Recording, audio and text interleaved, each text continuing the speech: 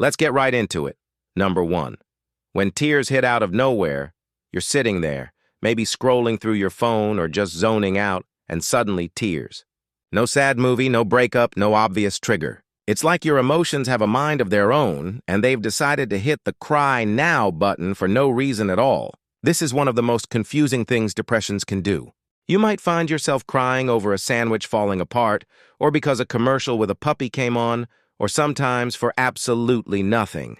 It's not just sadness either. Sometimes you don't even feel sad, you just start crying, and it feels like your body is leaking emotions you didn't even know you had. This randomness can be embarrassing, especially if it happens in public or around people who don't understand.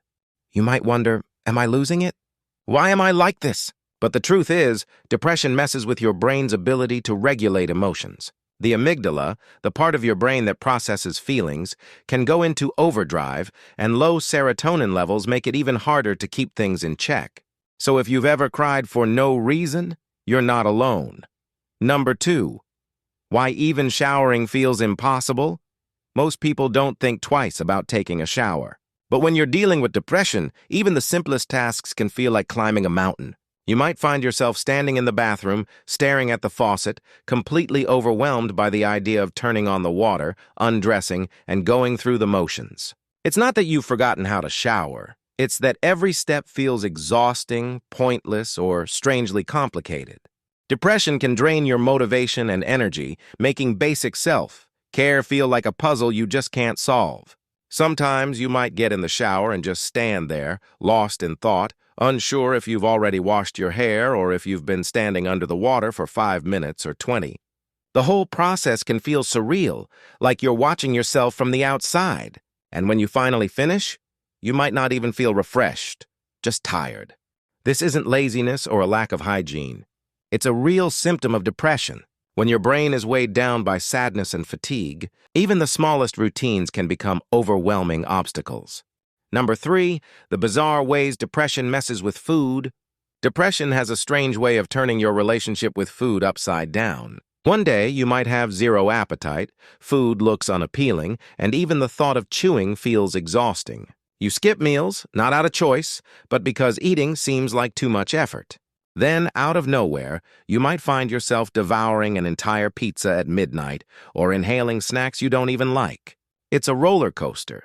Sometimes you forget to eat all day, and other times you binge on junk food, searching for a quick hit of comfort. This isn't just about willpower or self-control. Depression can mess with the chemicals in your brain that regulate hunger and pleasure, like serotonin and dopamine.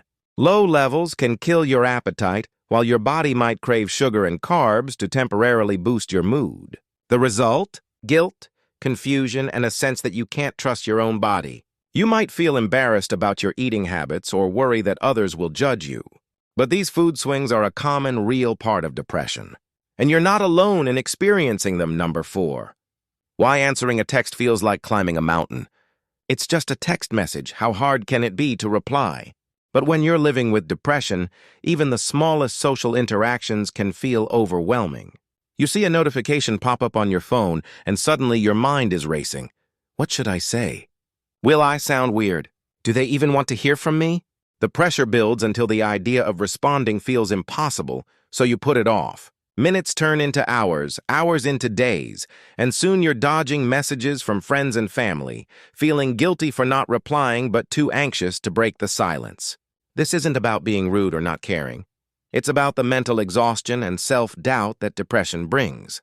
The fear of saying the wrong thing or just not having the energy to engage can make you withdraw even further. Ironically, the longer you wait, the harder it gets, and the more isolated you feel. It's a vicious cycle, one that leaves you feeling disconnected, misunderstood, and alone, even when you desperately want to reach out. Number 5. The Vanishing Act. How depression makes you disappear. Depression doesn't just affect your mood. It can make you vanish from your own life. You might start skipping social events, ignoring calls, or canceling plans at the last minute.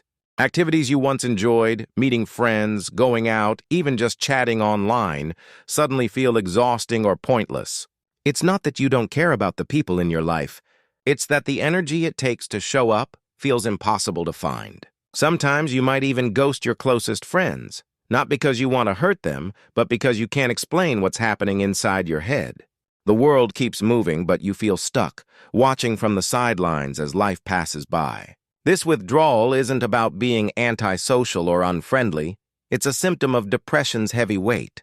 The more you pull away, the harder it becomes to reconnect, and the more isolated you feel. Friends might not understand, and you might not have the words to explain. Depression turns you into a social Houdini, disappearing from your own story, even when you wish you could be present. Number 6. Stuck in the nap trap.